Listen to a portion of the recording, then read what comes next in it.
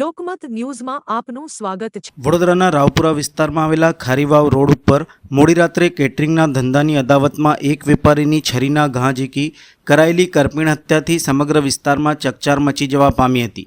મોડી રાત્રે બનેલી આ લોહિયાળ ઘટનાના પગલે ઘટના સ્થળે લોકોના ટોળેટોળા ઉમટી પડ્યા હતા। ઘટનાની ગંભીરતાને ધ્યાનમાં રાખીને ઉચ્ચ પોલીસ અધિકારીઓનો કાફલો ઘટના સ્થળે દોડી આવ્યો હતો। રાવપુરા પોલીસે આ મામલે ઝડપભેર કાર્યવાહી કરતા ગણતરીના કલાકોમાં જ મુખ્ય આરોપી હિરેન ઠક્કરને ઝડપી પાડી તેની સામે કાયદેસરની કાર્યવાહી શરૂ કરી છે। પ્રાપ્ત થતી માહિતી મુજબ મૂળ રાજસ્થાનના વતની અને હાલ વડોદરાના વડસર રોડ ઉપર આવેલ સમર્પણ સોસાયટીમાં રહેતા બાબુસિંહ ચૌહાણ છેલ્લા 20 વર્ષથી કેટરિંગના વ્યવસાય સાથે સંકળાયેલા હતા। તેઓ કાકા સાહેબના ટેકરા વિસ્તારમાંથી પોતાના કેટરિંગનો ધંધો ચલાવતા હતા। મૃતકની પત્ની રૂપાબેને પોલીસમાં નોંધાવેલ ફરિયાદ મુજબ ગત તારીખ 28 મેના રોજ સાંજના આશરે 6 વાગે બાબુસિંહ પોતાના કેટલાક મુસ્લિમ મિત્રોને ઈદ મુબારક પાઠવવા માટે ઘરેથી નીકળ્યા હતા। રૂપાબેને વધુમાં જણાવ્યું હતું કે રાત્રિના આશરે 12 વાગ્યાની આસપાસ તેમને પોતાના પતિને ફોન કર્યો હતો।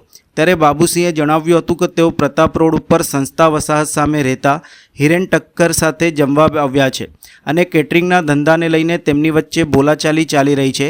આટલું કહીને બાબુસિંહે ફોન કાપી નાખ્યો હતો। આ ફોન કોલના થોડા સમય બાદ એટલે કે રાત્રિના આશરે 1:30 વાગે પરિવારજનોને માહિતી મળી હતી કે દાંડિયા બજાર વિસ્તારમાં કાકા સાહેબના ટેકરા પાસે બાબુસિંહ ઇજાગ્રસ્ત હાલતમાં પોતાની કારમાં પડેલ છે। પરિવારજનો તાત્કાલિક ઘટના સ્થળે પહોંચ્યા હતા। ત્યારે બાબુસિંહની કાર રોડ સાઈડ ઉપર આવેલ સ્ટ્રીટ લાઇટના થાંભલા સાથે અથડાયેલી હાલતમાં જોવા મળી હતી। કારની અંદર ડ્રાઇવિંગ સીટ પર બાબુસિંહ લોહીલુહાણ હાલતમાં મૃત હાલતમાં પડેલ હતા। તેમની છાતીના ભાગે તીક્ષ્ણ હથિયાર વડે હુમલો કરાયો હોવાના સ્પષ્ટ નિશાન જોવા મળ્યા હતા। મૃતકના પત્ની રૂપાબેને સીધો આક્ષેપ કર્યો હતો કે કેટરિંગના ધંધાની જૂની અદાવત અને રાત્રે થયેલી ઉગ્ર બોલાચાલીના કારણે હિરેન ઠક્કરે તેમના પતિની હત્યા કરી નાખી છે। હત્યાને અકસ્માતનું સ્વરૂપ આપવા માટે આરોપીએ કારને સ્ટ્રીટ લાઇટના થાંભલા સાથે ભટકાવી હોવાની પણ આશંકા વ્યક્ત કરવામાં આવી છે। રાવપુરા પોલીસે ગુનો નોંધીને આરોપી હિરેન ઠક્કરની અટકાયત કરી લીધી છે અને તેની સઘન પૂછપરછ શરૂ કરી છે।